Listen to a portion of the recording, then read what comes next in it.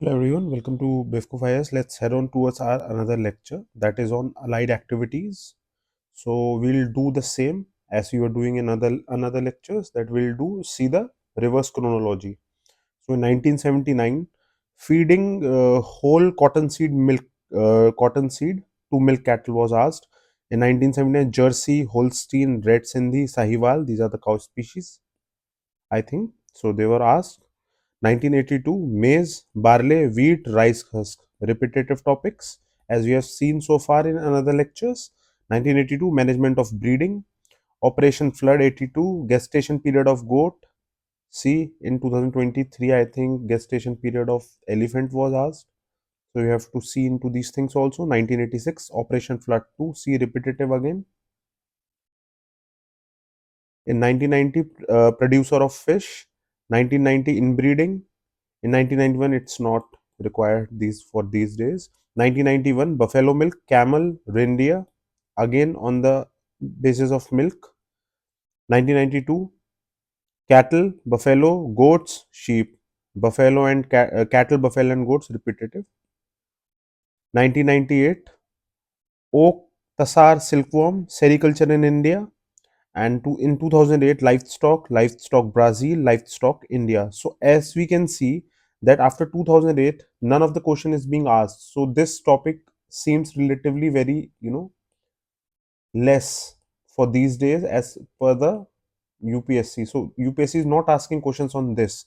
So therefore, we'll just, go through with these in a very fast manner. We won't discuss things in this topic. We'll rather go with the, what is the answer and we'll see to it. इस तरीके से करना है क्योंकि 2008 से question नहीं आ रहा है इसके ऊपर, बस थोड़ा सा जिस्ट लेके चले जाना है, तो एक्स्ट्रा हम करके जा रहे हैं अपनी साइड से। तो लास्ट पेज,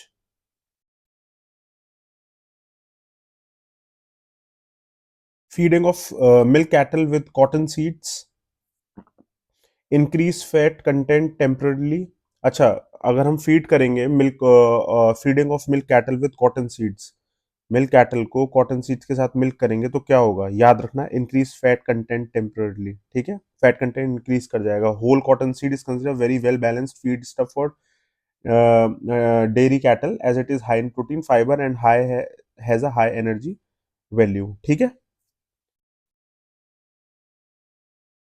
तो डेयरी प्रोडक्ट्स में अगर इसको डाल दिया तो कॉस्ट इफेक्टिव भी पड़ेगा, साथ में उनका फैट कंटेंट हाई करेगा, एनर्जी देगा। ठीक है, is the answer. Another question, which one of the following cows gives a maximum milk yield? सबसे ज्यादा किसकी होती है? हॉल्स्टीन काउ है, याद रखना, इसकी सबसे ज्यादा होती है। Another question, the most preferential poultry feed is, याद रखना, राइस हस्क सबसे ज्यादा प्रेफरेंशियल पोल्ट्री फीड है। 1982, the best conceiving season for cows and buffalo is summer, winter, spring. कौन सा ज्यादा कंसीविंग है? There is no definite relationship between conceiving and season, ये दिस इज द आंसर, याद रखना। कोई सीजन नहीं है कंसीव करने का, जिस सीजन में उनको लगेगा उस हिसाब से वो लोग कंसीव करेंगे, या फिर जो ब्रीडर होता है वो लोग चाहेंगे तब।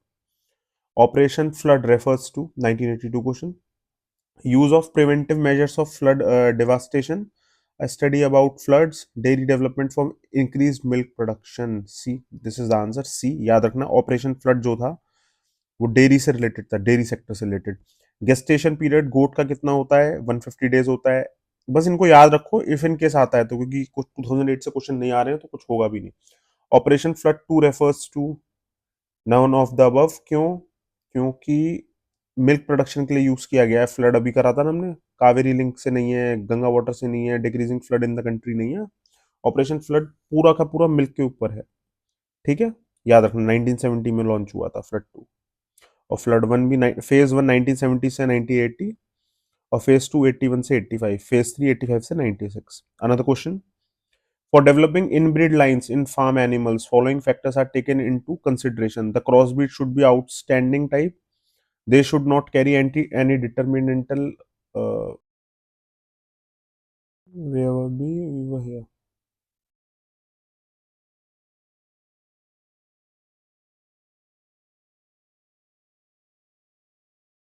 ये क्वेश्चन करना रह गया था, will see this question also, वो रह गया था, अभी करेंगे इसके बाद।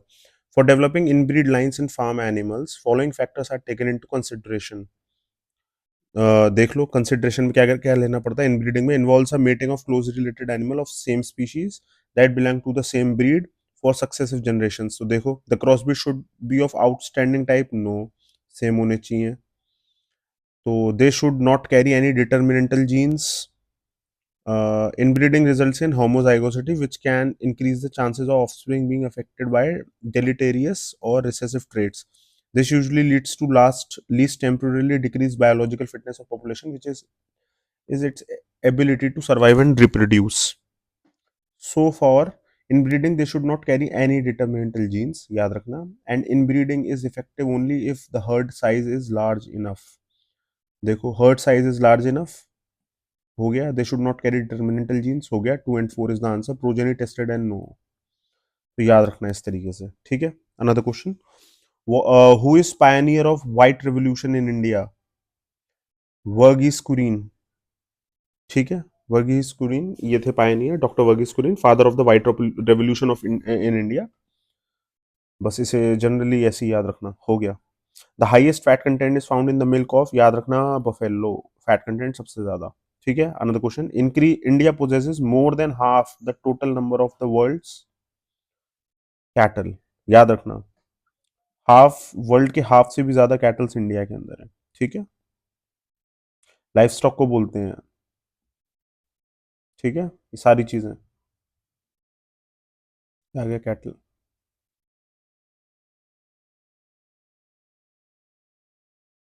Got it. Another question, the discovery of oak flora in 1966 added a new chapter to the history of Indian sericulture. Which one of the following states is the leading producer of oak sar silk? याद रखना, असम, ठीक है। Last question, which one of the one amongst the following has the largest livestock population in the world? India, C is the answer. एक question और रह गया था, I think 99 assertion वाला। India is one of the leading fishing countries in the world, ठीक है। One of the, तो I think, अच्छा, India is one of the leading fishing countries. Fishing का इतना नहीं है इंडिया के अंदर, बट ठीक है। वन ऑफ द लीडिंग आज की डेट में देखा जाए तो yes, one of the leading में आ जाएगा, ऐसा नहीं है कि नहीं आएगा। India has a long coast line and a large fish eating population, ठीक है। लॉन्ग कोस्ट लाइन है, लार्ज फिश ईटिंग पॉपुलेशन है। तो आर तो ट्रू है, ए इज फॉल्स है, ये गलत है। बोथ ए एंड आर, तो यहाँ पर आंसर होगा ए। ए एंड क्या बोलते हैं आपका, R, both are true and A is the correct explanation of this, ना कि डी आंसर होगा, ठीक है। So thank you so much, signing off, that's all for today.